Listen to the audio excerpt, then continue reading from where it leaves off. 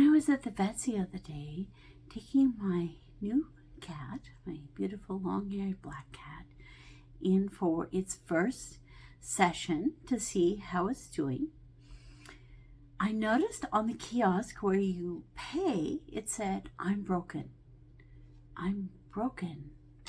And obviously it was so that you wouldn't stick your card in there and try to use it.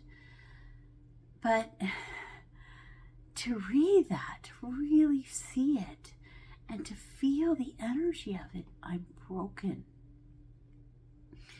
That was a kind of a wrenching, triggering type of energy to read. So many of us are dealing with the feeling of being broken, needing to be fixed. So it's like, it's the affirmation, "I'm fixed." So, I'm broken, I'm unworthy. It has to do with guilt and shame, trying to redirect things in our lives so that we can feel this brokenness. So oftentimes the brokenness comes from our childhood. Now, many of us have had parents who were unavailable emotionally, and that pushes us into one of those two dynamics, either an attachment style of really needing people, or an attachment style of pushing people away in our relationships.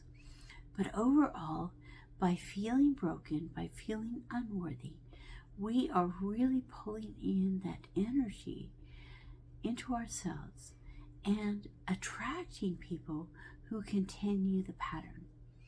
So I look back in my life, and pretty much at every level, in every event, I chose someone, even for 3 years, for 13 years. For many, many years, I chose someone who was also not choosing me, not even emotionally available to choose me. It really was part of their childhood, inner child dynamic as well, to have this inability to really be there. And I look at my children, they're still 9, 11. Can I be for them a person who is emotionally available? And I know right now, those are some of the things that I notice the most, are those times when I'm not emotionally available for my children. And so that is something that I want to continue working on. So how do I attract a lover, act toward my children in an emotionally available way? Well, obviously, the first step to that is really, truly choosing myself. And a few months ago, I began to use the mantra, "I choose myself."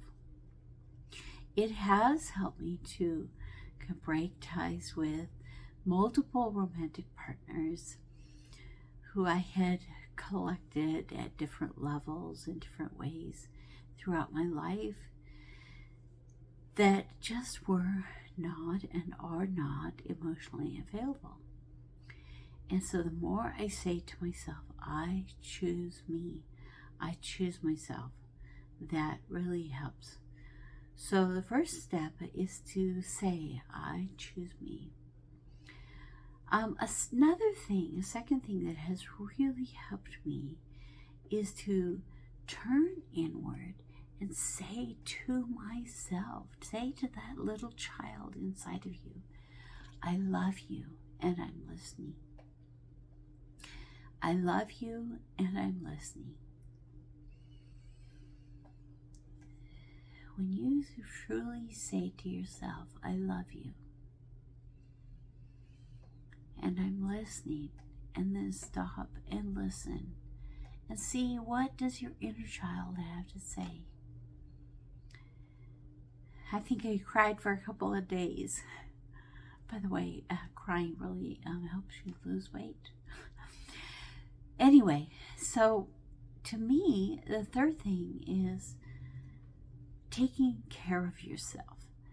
Now, some people say, oh, self-care isn't bubble baths and getting your nails done. But it can be if that's what you need.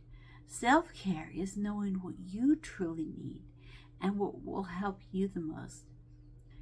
Now, going and eating a piece of cake may not be the best self-care because there might be an after repercussion of you feeling guilty that you've eaten so many calories and feeling that you have to do a lot more, working out to get rid of those calories and starve yourself tomorrow. So maybe there are other things, drinking that nice cup of tea, learning how to drink it without the sugar and without the other things that kind of bring the calories up. So learning how to drink a good, tasty cup of tea. Get one that has raspberry or blackberry and it has more sweetness, hibiscus. Or maybe you're being drawn to a salt bath, but you don't have a bathtub. So improvise. When I was a kid, I used to plug the shower so that it would create a small bath. No. I mean, so like, take a long shower, do whatever you can to take care of yourself.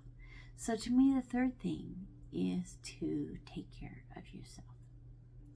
So the fourth thing is to show empathy toward others.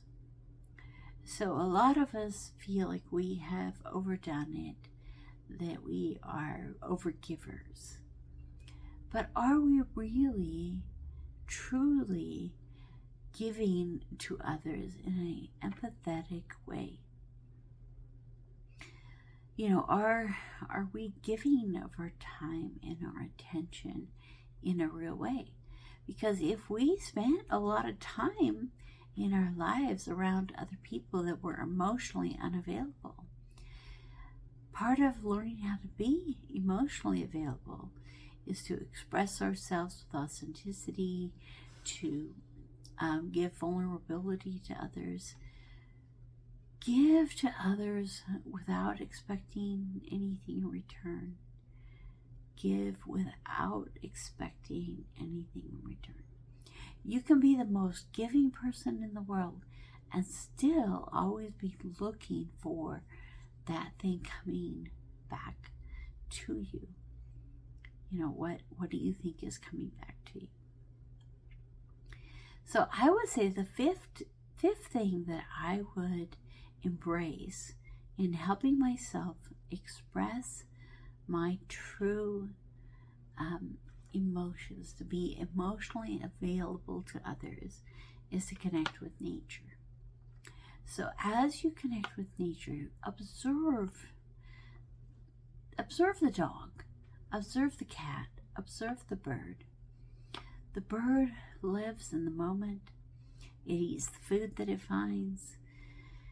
Now, it is true that some crows are able to have memories and they do hide things, but they still are embracing the moment. And I think that's a nice way for us to look at living in the moment and still living our lives. A dog is able to show us unconditional love in a way that no human can. So maybe those souls are coming to earth in dogs, in cats, in birds, in insects, in spiders, in all forms of this world. Maybe these souls are coming to help show us unconditional love and living in the moment in a new way. And so by, to me, connecting with nature is the fifth way for us to really connect with our inner selves and to be able to be emotionally available to others.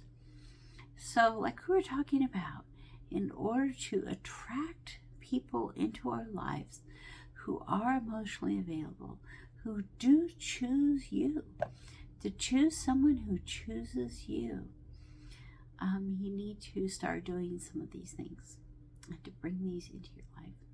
And of course, the biggest one is just don't choose people who don't choose you. Who you spend time with does affect who you are. So spend more and more time with people who are really available, who really understand what it is to love and to care for others, and to emulate that and to learn about that in your life. If you keep attracting into your life, people who just really aren't there for you, move on. Find something new. Find what is meant for you in this lifetime.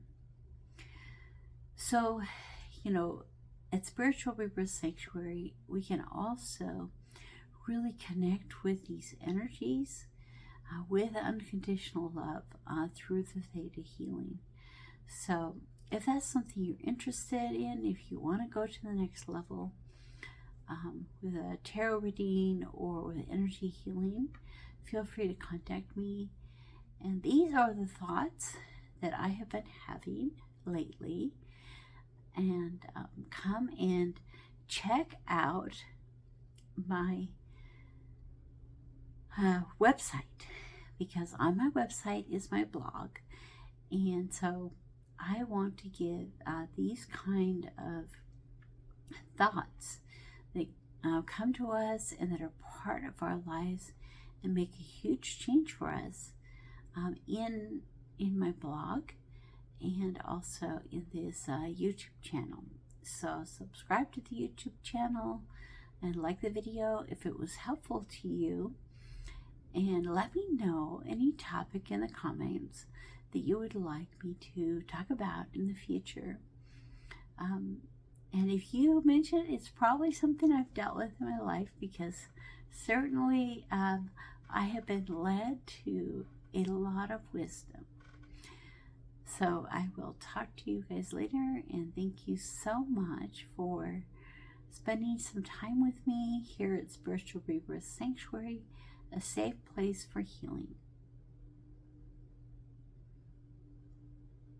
Blessings to you.